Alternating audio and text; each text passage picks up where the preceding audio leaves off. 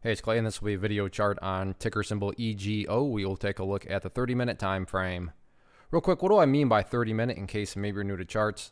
Instead of each one of these candlesticks here representing 1 day's worth of price action, which is what you would normally see, each one represents 30 minutes. So while this here may look like a few weeks worth of time, it's actually just the past couple of days broken down into 30-minute time slices. I like to do this time frame. I think it's a good job of telling the quote-unquote story of the price, and then makes mapping out the levels of support and resistance a bit easier to see. I've done this analysis several times in the past, so that is where these various orange line and red line annotations are coming from. But we'll zoom back in here. I'm not sure. I must have accidentally clicked something there.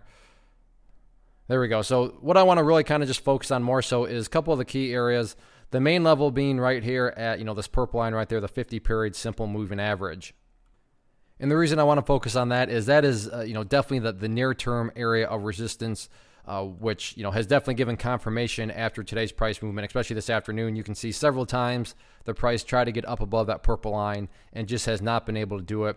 So that is going to be the area where going forward, if there's going to be any sort of, retest of these highs up here at $1.02, which is what that red line annotation is denoting, then, before you even talk about, doing battle with $1.02, that near-term level of resistance that's going to need to be broken is that purple line right there, the 50-period simple moving average. I'm going to go ahead and just get rid of that trend line there. It's kind of served its purpose, so we'll get rid of that for the time being. But as far as, like I said, resistance levels, yeah, $1.02, that's the fun one to talk about because, everybody loves to talk about testing previous highs, breaking new highs, and that's what $1.02 is representing. But before you start talking about $1.02, bulls first got to get back up above that purple line, which I just realized right there. Even more history of it acting as resistance. So quite a bit of history over the past several days. So I'm not saying it's impossible to break through it. I'm just saying that I get it. $1.02 is a fun level to talk about, but don't talk about that until the bulls can first prove themselves, aka getting back up above and staying above that purple line there. What about levels of support? As far as kind of the overall areas where the buyers could be with any sort of movements to the downside, the first key level that's got quite a bit of history behind it is right down here at the 94-cent mark.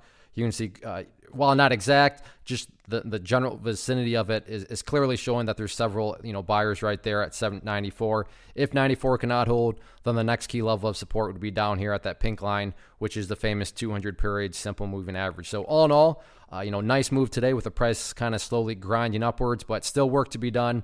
And that first bit of work getting back above that purple line. The week is young though, still 4 days left, so we'll see if the bulls can accomplish that mission or not. One of the biggest questions that I get is, hey Clay, how do you find the stocks that you trade? So what I've done is put together a free resource guide where I talk about the tools that I use to locate stocks that I find interesting and think may have potential. So if that sounds like something that could add value to you as a trader, then click on the image that is up on the screen right now and I will email you the guide. The guide itself is very short and to the point, and best part, it's completely free. Thanks for watching the video. Let me know if you have any questions.